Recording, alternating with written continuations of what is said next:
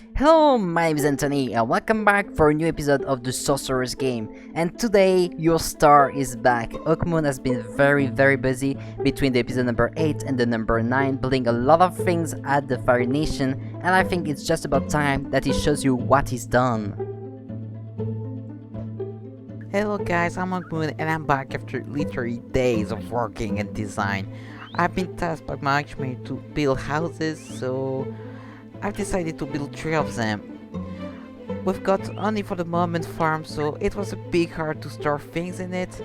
So yeah, I really need a proper house for all the members of the Fire Nation.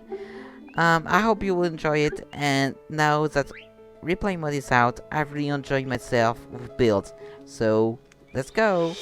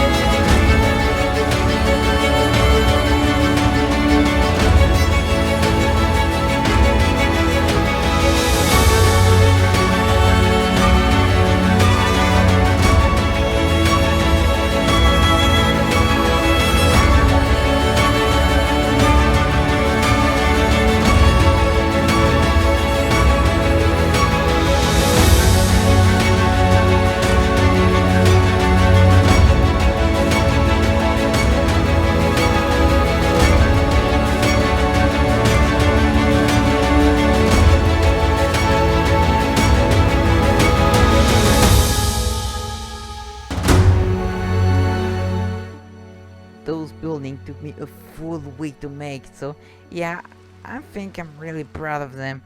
The thing is that it's kind of tough when you are building, is that you really have to make a couple different designs. You can't really just stick to one single design, otherwise all your buildings are gonna to look the same, and you really want to avoid that. So this house will be Anthony's one, but for now it's Fairy Nation property. He had to pay the double of the price I've earned by building it, so 200 lions. That's really a lot.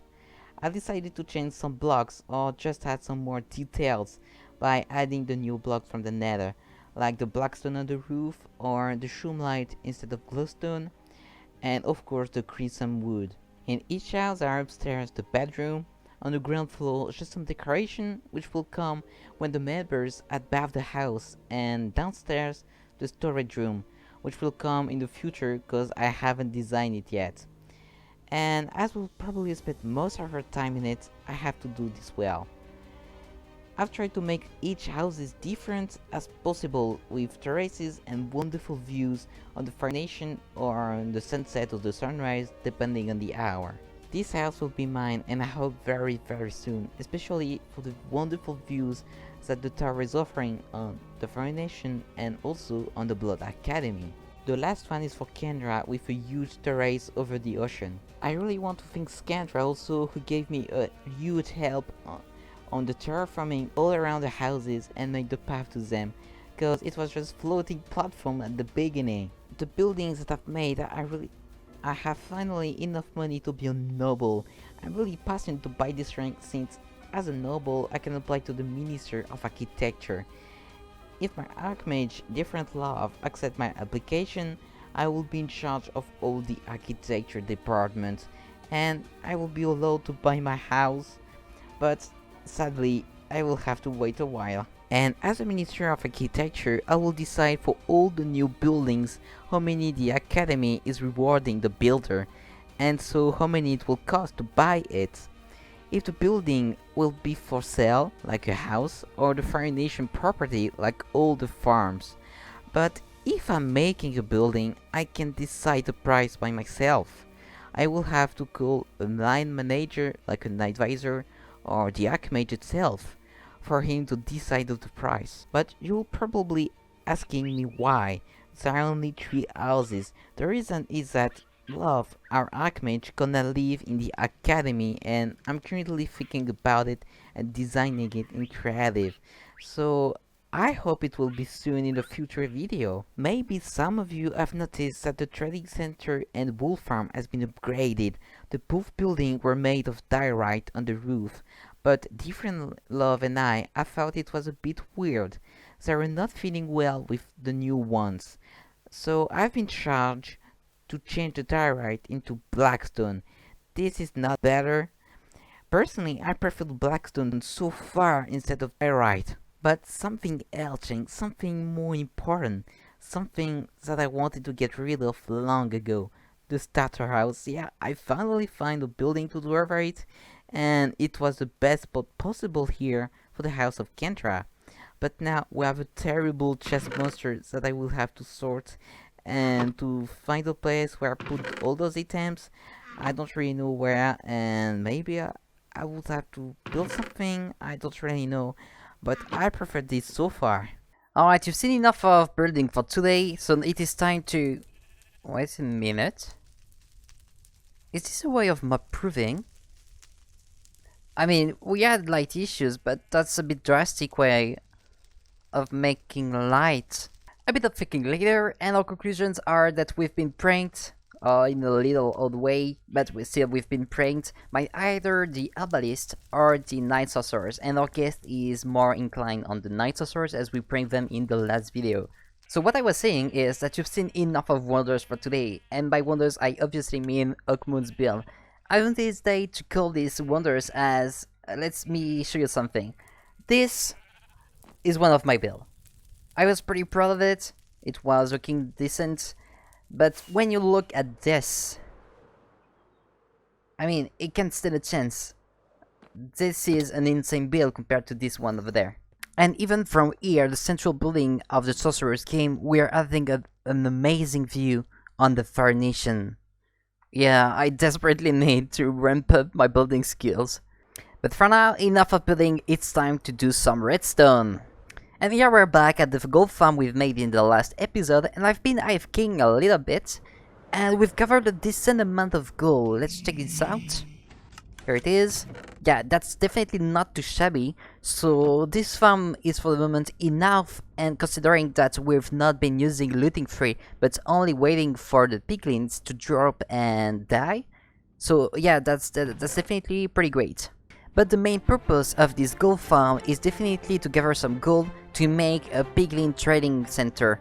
So I think it's just about time that we tackle this, and let's jump in the build time-lapse. Here we go!